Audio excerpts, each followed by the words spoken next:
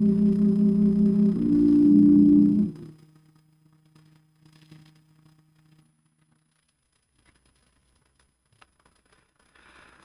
우리에게 주시는 하나님의 말씀은 마태복음 5장 43절에서 48절에 있는 말씀입니다. 마태복음 5장 43절에서부터 48절에 있는 말씀을 제가 봉독하도록 하겠습니다. 또 내 이웃을 사랑하고 내 원수를 미워하라 하였다는 것을 너희가 들었으나 나는 너희에게 이르노니 너희 원수를 사랑하며 너희를 박해하는 자를 위하여 기도하라. 이같이 한즉 하늘에 계신 너희 아버지의 아들이 되리니 이는 하나님이 그 해를 악인과 선인에게 비추시며 비를 의로운 자와 불의한 자에게 내려주심이라.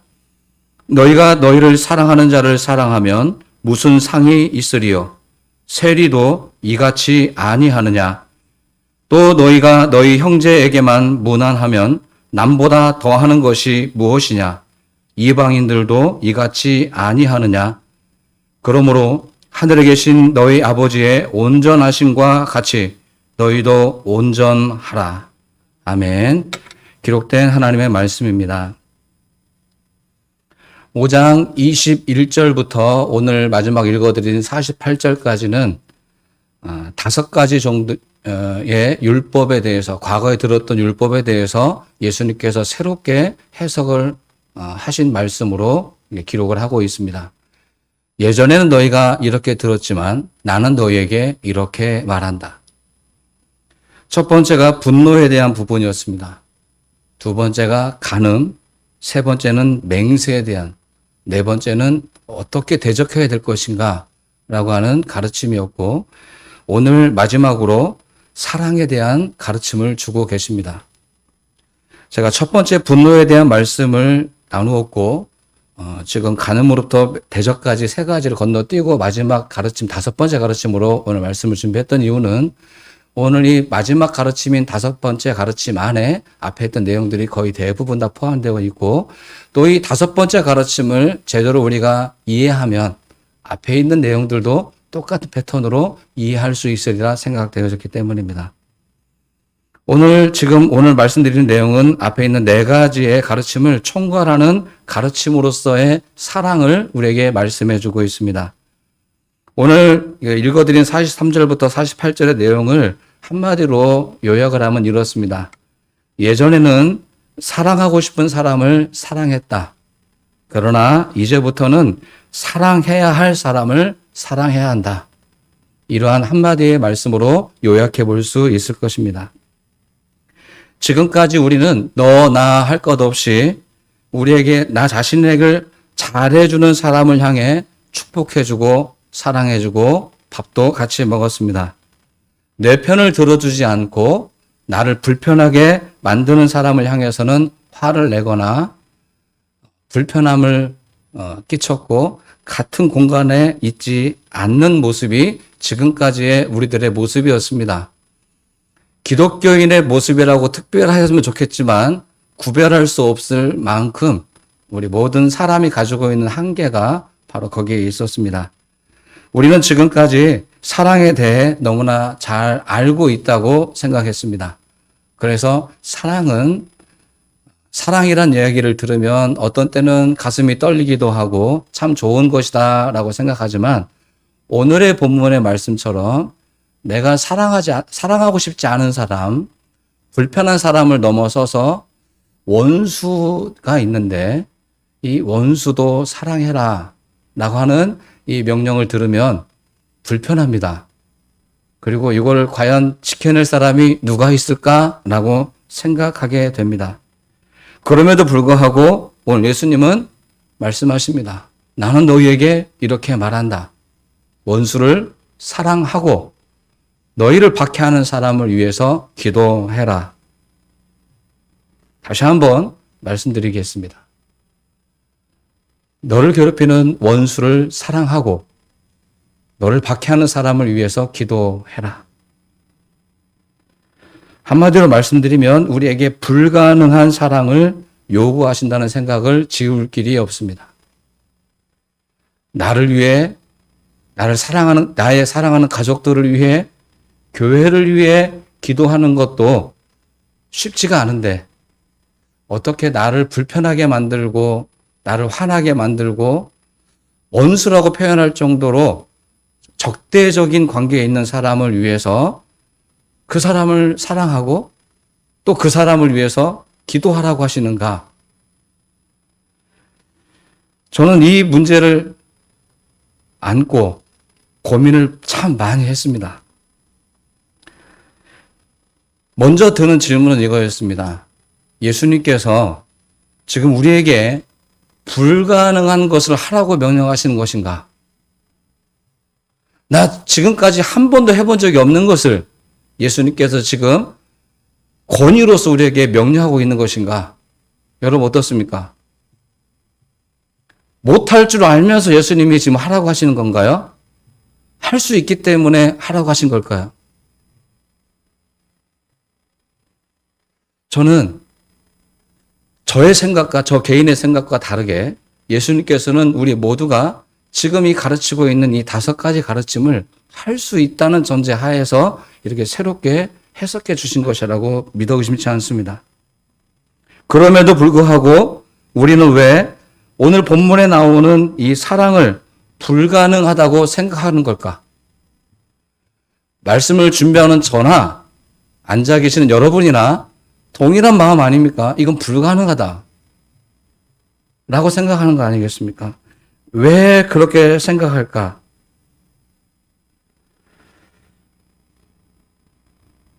왜 그런 마음이 나에게 들까? 이런 본문을 읽으면 나는 왜 불편할까? 라는 생각 차원에서 한번 제가 경험한 그리고 제가 알고 있는 사랑의 관점과 지금 예수님께서 말씀하고 있는 사랑의 관점이 다르다는 것을 구별해 볼 필요가 있다는 것을 제가 알게 됐습니다. 지금까지 저는 그리고 우리 모두는 사랑하고 싶은 사람만 사랑했습니다. 그리고 그 사랑은 감정에 의존한 사랑이었습니다. 마음이 일어나요. 예를 들어서 제가 저희 안사람을 사랑하는데 밥을 사주고 싶고 뭔가를 해주고 싶고 같이 있고 싶은 마음, 이거를 사랑이에요. 이게 사랑이죠. 그래서 내 감정이 동의해야 돼요. 품어주고 싶고 뭔가를 해주고 싶고 또 그 사람의 이야기를 들어주고 싶은 감정이 동할 때 사랑의 마음이 일어납니다. 그런데 이런 방식으로는 오늘 본문이 말씀하시는 예수님의 사랑을 실천할 수 없습니다. 왜냐하면 감정이 동하지 않기 때문입니다. 내 몸을 사랑해라. 자녀를 사랑해라. 당연하죠. 할 수 있죠. 내 감정이 이끌어주니까. 근데 나를 박해하고 나에게 손해를 끼치고 다른 사람에게 나에게 안 좋은 얘기를 하는 사람을 사랑할 수는 없었습니다. 왜냐하면 감정이 싹트지 않기 때문입니다. 오히려 사랑이 아니라 미움과 분노와 질투가 더 우리 감정에서 솟아나기 때문입니다. 다시 한번 말씀드리지만 이러한 방식으로는 예수님이 말씀하시는 그 어떠한 사랑도 실천할 수가 없습니다. 지금까지 우리는 이 사랑을 할 것인가 말 것인가의 선택을 내가 갖기를 원했습니다. 내가 보기에 사랑해 줄만 하면 사랑해 주고 그렇지 않으면 사랑하지 않았습니다. 내 이웃을 내 몸처럼 사랑해라 라는 가르침이, 그 황금률과 같은 가르침이 있어도 오늘 본문의 46절, 47절에 말씀하신 것처럼 사랑하고 싶은 사람만 사랑했어요. 예수님을 따르는 사람으로서 조금 더 특별한 모습을 보여주지 못하고 그냥 그렇게 감정과 느낌과 내 상황에 맞추어서 사랑할 것인지 말 것인지를 선택했다고 하는 것입니다. 그러나 오늘 예수님께서 가르치시는 사랑, 그리고 저는 좀 확대해 보면 복음서에서 예수님께서 보여주셨던 모든 치유와 기적과 이적이 밑바탕에 되어지는 모든 행위는 사랑이었습니다. 복음서에서 보여주셨던 예수님의 사랑은 이러한 감정의 문제가 아니었습니다. 유익이 되고 안 되고의 문제도 아니었습니다. 예수님은 사랑을 접근하실 때 접근법 자체가 달랐다는 것을 제가 깨닫게 됐습니다. 사랑은 감정과 느낌이 아니라 순종과 헌신으로 접근하라는 것입니다. 감정의 선에서 벗어날 수 없다라고 하면 어떠한 복음 속에 있는 실천적인 명령도리는 지켜낼 수 없습니다. 그러나 이것을 하나님의 말씀으로 받고 순종과 헌신으로 따르겠다라고 도전하면 할 수 있습니다. 우리의 마음으로는 저 사람은 안 돼 라고 생각할 수 있습니다. 이것은 내 감정이고 내 상황이에요. 그런데 예수님은 그 사람을 사랑해라 라고 한다면 저는 선택의 문제가 아니라 이것을 순종할 것인지 헌신할 것인지에 대한 선택만 남아있는 것입니다. 그래서 지금 우리는 지금까지 우리가 경험하고 있고 알고 있던 사랑의 개념이 아니라 오늘 본문에서 예수님이 말씀하시는 그 사랑의 의미를 먼저 깨닫기를 원하고 두 번째로 하나님처럼 우리도 과연 온전한 사람이 될 수 있겠는가 라고 하는 이 두 가지의 관점을 가지고 오늘 말씀을 한번 연결해서 이어가도록 해보겠습니다. 다시 한번 첫 번째 질문을 던져보겠습니다. 원수를 사랑하라 하는 것이 가능합니까? 여러분은 원수를 미워하지 않고 사랑할 수 있습니까? 왜 말이 없으시고 웃고만 계십니까? 제가 다르게 질문을 드려볼게요. 지금 머릿속에 떠오르는 바로 그 사람이 여러분의 원수가 맞습니까? 여러분의 부모를 죽였습니까? 여러분의 자녀를 죽였습니까? 내가 지금 불편해하는 그 사람은 나의 원수가 아니라 사실은 이웃입니다. 가족입니다. 제가 이 황전에 부임해서 개인별로 이렇게 여러분과 만날 때 여러분 무의식적으로 저에게 말씀을 했지만 가장 많이 들었던 말이 중에 하나가 기억되는 게 하나가 있습니다. 왼수다. 그 인간 왼수다. 누구 말하는 줄 아세요? 남편을 말할 때였습니다. 자식이 왼수다라는 말도 제가 많이 들어봤어요. 남편이 왼수입니까? 아니잖아요. 그런데 우리는 왼수라고 해요. 자녀도 왼수라고 합니다. 가장 충격적이었던 것은 장례를 치르면서도 불평하고 힘들게 하는 모습을 볼 때 제3자의 입장에서 많이 불편했습니다. 사랑해서 가정을 이루셨고 일평생을 함께 사셨는데 왜 그분이 원수가 되었을까? 맨수가 되었을까? 사실은 우리에게는 원수가 아닌 이웃으로 볼 수 있는 관점의 전환이 필요합니다. 나와 의견이 좀 다르다고 그 사람이 나의 원수입니까? 그냥 의견이 다른 사람일 뿐이죠. 마음이 아프고 괴로울 수는 있지만 그 사람은 원수가 아닙니다. 죽인 적이 없잖아요. 그냥 나를 이해하지 못할 뿐이지 원수는 아니라고 생각합니다. 그리고 두 번째 하나 더 표현해 보면 오늘 본문에서 말씀하시는 사랑은 어떤 사랑일까? 여러분 요한복음 21장에서 예수님께서 베드로에게 물으실 때 네가 나를 사랑하느냐라고 반복해서 물으셨을 때 여러분도 아마 이렇게 들어보셨을 것은 다양한 종류의 사랑의 단어로 예수님께서 물으셨다는 것을 여러분 알고 계실 겁니다. 그렇습니다. 성경은 사랑을 다양한 단어로 표현하고 있어요. 친구를 위한 사랑인지, 이성적인 사랑인지, 부모와 자식 간의 사랑인지, 하나님의 사랑인지를 구별해서 단어를 쓰고 있습니다. 오늘 본문에서 말씀하고 있는 이 사랑의 단어는 원문에서 어떤 단어를 썼을까요? 이성적인 사랑이 아닙니다. 부모 자식 간의 사랑도 아닙니다. 친구 간의 사랑도 아닙니다. 하나님의 사랑인 아가페라는 단어를 쓰고 있습니다. 원수는 내 이성과 내 감정으로는 사랑할 수 있는 대상이 안 됩니다. 나의 친구도 아닙니다. 나의 가족도 아닙니다. 그러나 하나님의 사랑으로는 할 수 있다. 아가페라는 단어가 어떤 의미입니까? 하나님의 사랑으로만 이해하기는 이 의미가 폭이 너무나 넓습니다. 이 아가페라는 단어는 이렇게 표현해 볼 수 있습니다. 어찌할 수 없는 은혜, 거부할 수 없는 선한 의지, 이렇게 표현해 볼 수 있을 것입니다. 하나님의 무조건적인 사랑이 있었기 때문에 저와 여러분이 하나님의 자녀가 되는 권세를 얻게 된 겁니다. 여러분 이 사실을 믿으시죠?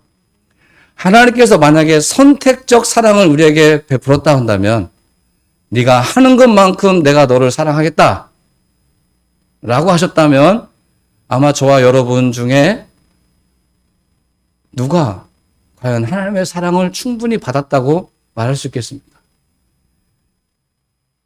하늘에 계신 우리 하나님께서는 햇빛을 주실 때도 악인과 선인을 구분하지 않으셨습니다. 비를 내려주실 때도 의로움과 불의한 자를 구별하지 않으셨습니다. 선택해서 사랑하신 것이 아니라 무조건적인 전적인 은혜로 거부할 수 없는 사랑으로 우리를 사랑해 주셨습니다.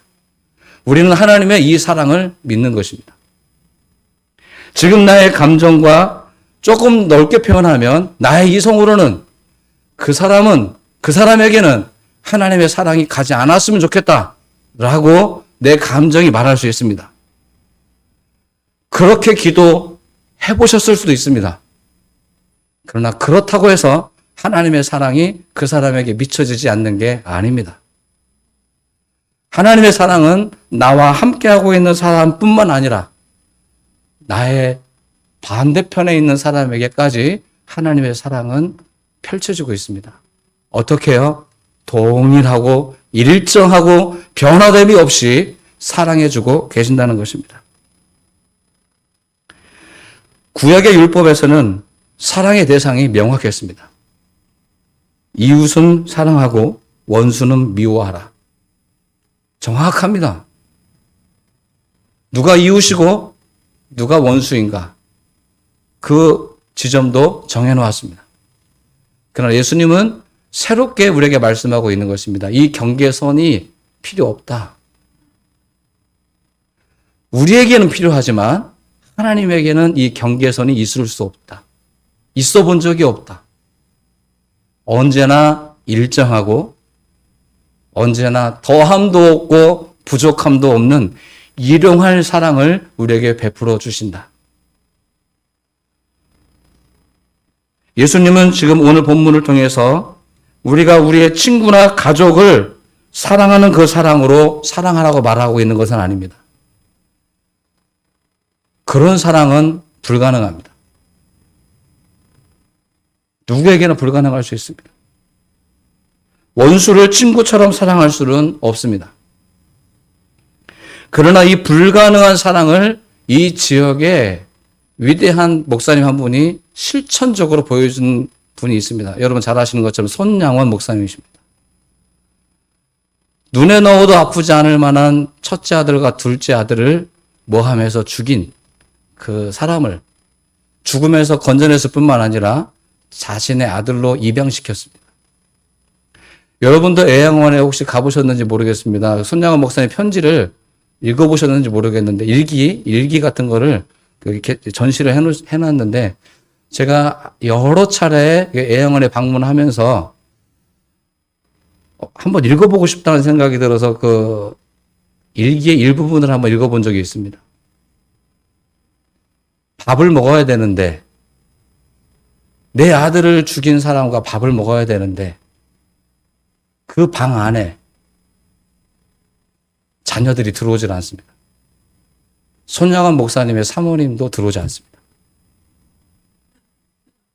내 아들을 죽인 원수인데.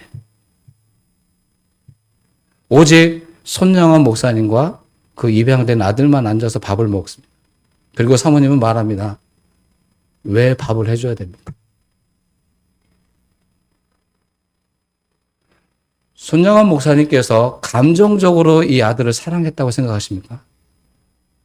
그 내용을 일기에 이렇게 표현하셨습니다. 밥을 넘기기가 너무 어려워서 돌을 씹는 것 같았다. 밥이 아니라 돌이었습니다.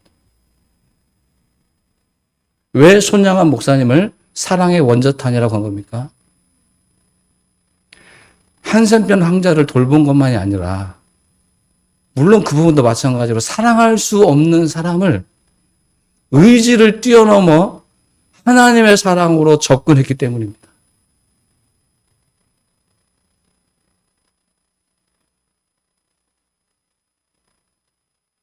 친구를 향한 사랑은 가슴으로 하는 사랑입니다. 어느 정도의 의지가 표현되긴 하지만 이것은 주로 감정의 영역입니다. 그런데 원수를 향한 사랑은 감정의 차원에서는 전혀 실천할 수 없습니다. 의지와 믿음이 더 중요합니다. 이것은 나를 초월하시는 전적인 은혜인 하나님의 그 아가파의 사랑을 믿고 실천하겠다라고 하는 나의 헌신과 순종이 있을 때 가능하게 되어지는 것입니다. 이것이 바로 아가페 사랑이 가진 특징이라고 할 수 있을 것입니다. 우리는 하나님의 사랑에 접붙여져 있습니다. 우리가 하나님을 선택하신 것이 아니라 하나님께서 우리를 전적으로 사랑해 주셨다라고 믿고 있습니다. 우리는 감정으로 사랑하면 교회도요, 우리의 감정으로 사랑하시면 할 때가 있고, 헌신을 할 때가 있고, 안 할 때가 있고, 그렇습니다. 여러분, 그러지 않습니까? 헌신을 여러분 어떻게 다짐하십니까? 하고 싶을 때 하는 거 아닙니까? 그런데 진정한 의미의 헌신은 우리의 감정을 뛰어넘으셔야 됩니다. 하고 싶어서 하고, 하기 싫으면 안 하는 것은 헌신이 아닙니다. 불편하고 힘들어도 해야만 하는 것을 하는 것이 헌신입니다. 아멘 해보시면 좋겠는데, 이런 분들. 여러분의 헌신도 선택적으로 헌신하셨습니다. 목회자가 나를 알아주면 속옷이라도 막 드릴 마음으로 헌신을 전적으로 다짐하고, 목회자가 마음에 들지 않으면 문을 탁 닫아버리고. 왜? 하나님을 믿는다고 모이는 교회인데 사람의 때, 감정에 따라서 할지 말지를 선택합니까? 이게 헌신입니까? 이건 헌신도 아닙니다. 똑같은 모습이었습니다. 가슴으로만 사랑하시면 안 됩니다.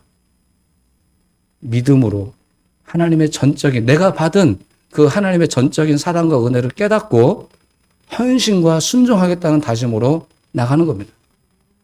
이럴 때 지금은 나에게 불가능해 보이지만 가능한 사랑으로, 가능한 헌신으로 나갈 수 있게 되는 것입니다. 지금 대림절 두 번째 주일을 우리가 보내고 있습니다. 예수님께서 인류를 위해 이 땅에 오신 그 사랑은 자기가 죽어야만 해결되는 사랑 아닙니까? 하나님의 아가페 사랑으로 무장되지 않으셨다면 이 땅에 오실 이유가 무엇이 있겠습니까? 십자가에서 그 모진 고통을 경험하실 이유가 어디 있습니까?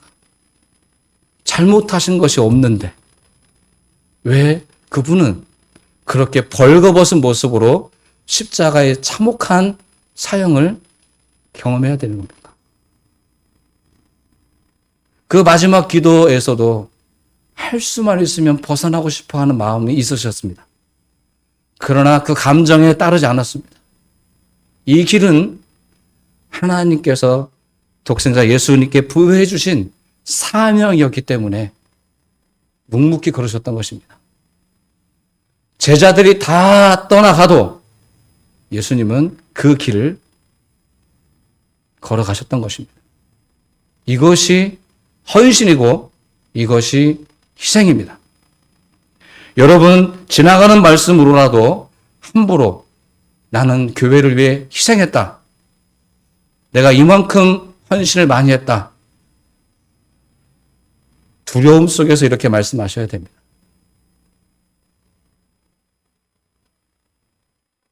내가 과연 하나님의 이 전적인 거부할 수 없는 아가페의 사랑으로 사랑해 본 적이 있는가를 물어보셔야 됩니다.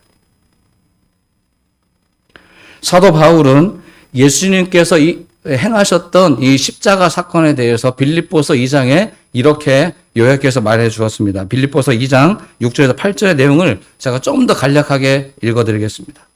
그분은 하나님과 동등한 위치에 계셨지만 동등함을 취하지 않으셨다. 자기를 비워내셨고 종의 모습을 취하시고 사람이 되셨다. 하나님인데 사람이 되셨다. 그는 스스로 자기를 낮추셨고 죽기까지도 순종해 주셨다. 이분이 예수님이다. 라고 바울은 고백했던 것입니다. 자기를 비워내는 것, 낮추는 것, 순종하는 것, 이것은 감정으로 할 수 있는 일이 아닙니다. 훈련이 없이는 안 되는 영역입니다. 그래서 순종과 헌신은 훈련이 필요합니다. 감정을 넘어서 보는 도전이 필요합니다. 내 마음이 가지 않지만 해보는 겁니다. 기준이 어디 있습니까? 말씀에서 하라 하신 것을 해보는 것, 하지 말라 한 것을 하지 않는 것, 선택을 내 감정과 의지가 아닌 말씀으로 하셨을 때 여러분은 하나님의 자녀가 비로소 되어지는 것입니다.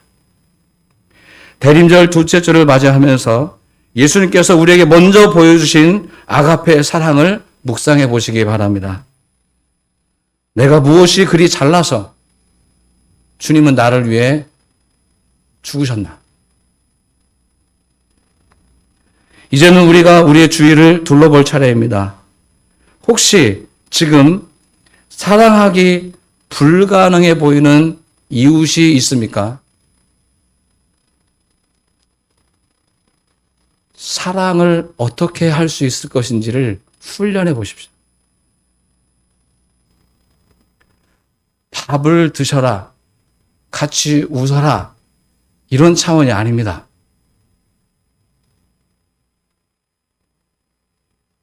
오늘 내가 과연 내 감정을 뛰어넘어서서 사랑할 수 있는 영역을 어디만큼 확대해 갈 수 있을 것인지를 저는 여러분께 묻고 있는 것입니다. 여러분, 교회를 사랑하십니까? 여러분, 교회를 사랑하십니까? 그 사랑을 어떻게 표현하시겠습니까? 하고 싶은 것만, 내 마음이 인정되는 것만을 가지고 사랑하셨으면 아주 죄송합니다만 차원이 좀 낮은 사랑을 하신 겁니다.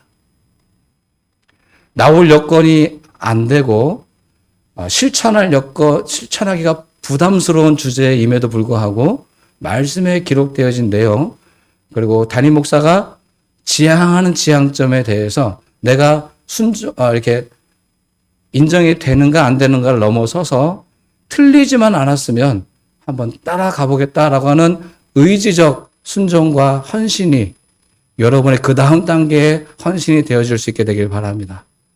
2021년도에는 이제는 우리가 바뀌어야 됩니다. 제가 지난번에도 리모델링 끝나고도 말씀을 드렸습니다. 이제 우리 교회는 외부적인 요소는 거의 대부분 다 리모델링이 되었습니다. 이제 리모델링의 차례는 저와 여러분입니다. 우리가 바뀌셔야죠. 하고 싶은 것만 하시지 말고 해야 할 일을 하십시오. 다시 한번 말씀드리겠습니다. 하고 싶은 것만을 해야 사랑이 아닙니다.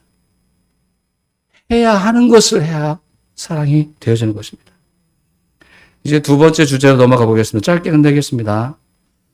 하나님께서는 우리에게 마지막으로, 예수님께서는 우리에게 하늘에 계신 아버지처럼 우리도 온전해져라 라고 마지막에 말씀하셨습니다.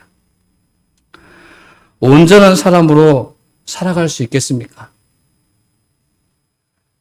저는 눈으로 이렇게 분명히 읽었으면서도 설교를 준비할 때, 그리고 여러분 주보 요약에 보면 다른 단어로 써놨더라고요, 보니까. 완전하라고 써놨어요. 왜 저는 온전하다고 읽고 완전하다라고 썼을까요? 온전함을 완전함으로 제가 착각했었기 때문입니다. 이걸 오늘 아침에서나 깨달았어요. 제가 잘못 써왔다는 것을 오늘 아침에서야 비로소 깨달았습니다. 여기 오신 저와 여러분 중에 누가 감히 우리를 완전한 사람이라고 답할 수 있겠습니까? 성경은 우리에게 완벽함을 요구하지 않습니다. 하나님처럼 되어야 되겠다라고 하는 것은 우리의 욕망이고 거짓입니다. 잘못된 겁니다. 하나님 우리에게 말씀하시는 것은 온전해지라 라고 말씀하고 있는 겁니다. 온전함이라고 하는 것은 무엇일까요? 어떠한 기계로 말씀드리면 목적에 맞게, 제작된 목적에 맞게 잘 운행되어지면 온전한 겁니다. 어떤 목적을 위해서 만들어졌는데, 예를 들어서 이 마이크를 만드는 것은 이 설교자로 하여금 이 혼자 하는 말소리를 여러 사람에게 잘 전달하도록 만들어진 도구가 이 마이크지 않습니까? 그런데 그렇게 쓰여질 때 이 마이크는 온전해지는 겁니다. 그런데 만약에 이 마이크를 뽑아서 농사일에 사용한다든지 말도 안 되는 소리지만 그렇게 쓴다고 하면 이 마이크는 더 이상 온전한 것이 아닙니다. 목적에 맞게 쓰지 않았기 때문입니다. 아무리 겉모양이 좋고 완벽해 보여도 목적에 맞게 쓰지 않으면 온전하지 않은 것입니다. 아무리 좋아 보이는 것도 목적대로 쓰여질 때, 사용되어질 때 온전해지게 되는 것입니다. 자, 이제 이것을 우리에게 적용해서 말씀드려 보겠습니다. 모든 인간은 불완전합니다. 허물이 많습니다. 그래서 완벽할 수 없습니다. 여러분, 제가 이제 어느덧 부임하고 3년이 되었습니다. 제가 다 잘하는 게 아니지 않습니까? 여러분의 기대치에 못 미치는 부분이 분명히 있을 것이고 갈수록 그런 부분이 많아질 겁니다. 왜냐하면 부족하니까요. 노력을 해도 안 되는 부분이 분명히 있습니다. 부족하기 때문에 그렇습니다. 누가 오셔도 마찬가지입니다. 완벽한 목사님은 없습니다. 예수님이 오셔도 불편하실 겁니다. 여러분, 예수님이 목사님이 아닌 걸 다행으로 여기세요. 그 기대치를 어떻게 여러분 맞추시겠습니까? 조금 빗나갔으면 죄송합니다. 완벽한 인간은 없습니다. 그러나 세워진 목적에 맞게 사시면 온전해지실 수는 있습니다. 인간이 창조된 목적대로 살면 완벽하지는 않아도 온전한 인간으로는 살아갈 수 있습니다. 예수님께서 우리에게 요구하시는 내용은 한 번의 실수도 없고 한 치의 오차도 없는 사람이 아닙니다. 실수와 허물이 많고 허다한 죄가 있다 할지라도 다시 회개하고 돌아와서 하나님의 사람으로서의 살아보겠다고 다짐하는 그 자세가 온전함입니다. 나의 잘못과 허물을 알고 인정하고 부족하다라고 생각해서 나를 낮추면 온전한 인간이 되는 겁니다. 나는 의롭다. 바리새인과 세리 기도에서도 나오지만 나는 저 세리처럼 살지 않았습니다. 나는 많은 것을 헌금했습니다. 라고 자부했던 그 사람은 온전한 사람이 아닙니다. 일평생을 남의 주머니에서 돈을 차용해왔던 세리였지만 나는 죄인입니다. 머리를 둘 수도 없겠습니다. 라고 자기 자신을 인식했을 때 그는 온전한 인간이 될 수 있었던 것입니다. 사랑하는 성도 여러분, 여러분 완벽한 성도가 되려고 노력하지 않으셔도 됩니다. 그러나 여러분께 부탁드리겠습니다. 온전한 성도님이 되어보도록 훈련해 보십시오. 나를 이곳에 부르시는 목적이 무엇일까를 말씀에 근거해서 때로는 이 설교자를 통해서 전해지는 메시지를 통해서 하나님이 나의 온전한 모습을 어떻게 요구하시는지를 한번 들어보시고 읽어보시고 여러분 스스로를 온전한 모습으로 바꾸어가 보시기를 부탁드리겠습니다. 다시 한번 이제 말씀을 결론 지어서 말씀드려 보겠습니다. 우리는 지금까지 선택하며 살아왔습니다. 선택의 주도권을 내가 가지고 있었습니다. 사랑할지 말지를, 헌신을 할지 말지를 내 감정, 조금 더 좋은 말로 하면 내 의지로 표현했습니다. 그러나 이제는 우리의 헌신과 사랑을 더 이상 나의 감정과 나의 의지에 맡기시면 안 됩니다. 말씀드려보지만 잘못된 선택을 할 수밖에 없습니다. 여기서 말씀드린 잘못된 선택은 하나님께서 원하지 않으시는 선택을 할 수밖에 없게 됩니다. 오늘 우리는 하나님이 우리를 부르시고 이곳까지 인도해 주신 그 부르심의 목적이 무엇인지를 깨닫고 나아갈 때 온전한 성도가 되어질 수 있습니다. 우리는 하나님 안에서만 온전해지실 수 있습니다. 하나님의 말씀을 내 마음에 적시게 될 때만 온전해지실 수 있습니다. 여러분, 어떤 말씀을 내가 지킬 것인가 말 것인가를 내가 선택하시면 온전한 사람이 아닙니다. 주어진 말씀을 어떻게 내가 수용하고 실천할 수 있을까라고 도전해 볼 때 온전한 성도가 되어지시라고 믿습니다. 이제 대림절 두 번째 주간이고 지금 시간적으로 보면 한 해를 마무리해야 되는 시점에 와 있습니다. 풀어야 될 것이 있습니다. 해결하셔야 될 내용이 있습니다. 신앙의 영역도 있고 가족 간의 문제일 수도 있고 이웃과의 문제이실 수도 있습니다. 지금까지는 묵혀만 두고 해결하지 못해왔습니다. 그러나 이제 남은 대림절 기간을 통해서 내 감정과 내 의지로는 아무리 해도 안 됩니다. 그러나 오늘 이 말씀에 의지해서 하나님이 나에게 베풀어 주신 전적인 은혜인 아가페 사랑으로 한번 해보겠노라고 훈련해 보십시오. 도전해 보십시오. 그러면 불가능이 가능으로 변하는 놀라운 기적이 우리 삶에 임하게 될 줄로 믿습니다. 모든 것을 다 해볼 수는 없지만 여러분 해보실 수 있는 부분부터 실천해 보시기 바랍니다. 기도하겠습니다. 하나님 감사합니다. 오늘도